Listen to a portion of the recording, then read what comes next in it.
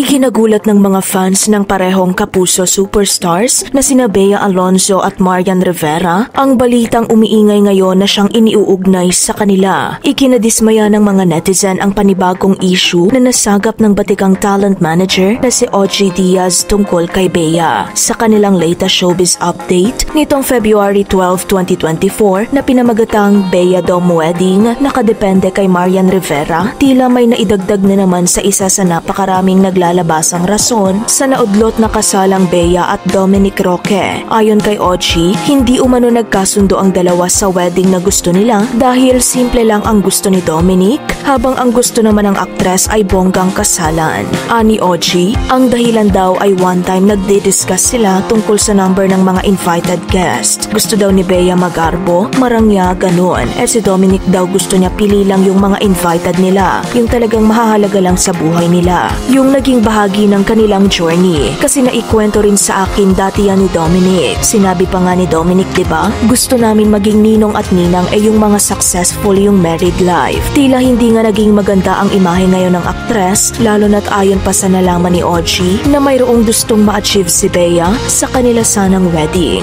Syempre, yung kapasidad ng lalaki to spend for the wedding limited lang. Lalo na't sinasabi nung iba na mas mayaman si Bea kaysa kay Dominic. Tapos nabalitaan ko pa na mayroong gustong ma-achieve si Bea. Kasi tulad ng ibang celebrities, lalo na't mga sikat na mga grandiosa yung wedding nila. Parang gusto ni Bea ganun din. Grandiosa rin. Napakaraming bisitang artista.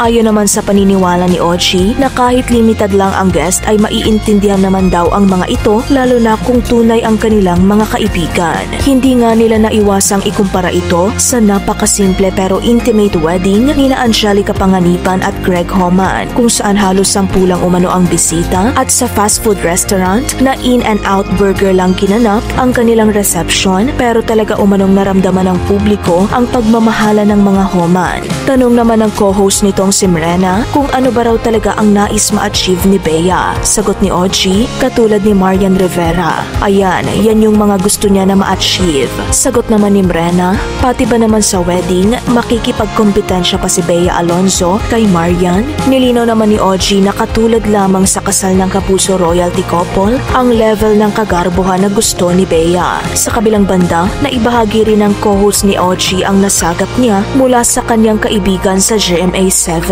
Aniya, may nagsabi lang sa akin na bago ialok yung isang teleserye kay Bea Alonzo, dadaan muna kay Marian. Siya muna ang aalokin. Kapag hindi tinanggap ni Marian, saka mapupunta kay Bea, saka iaalok. Gayunpaman, hindi umano ito kumpirmado ayon kay Audrey. Ano ang opinyon mo kaugnay sa klase ng kasal na gustong ma-achieve ni Bea?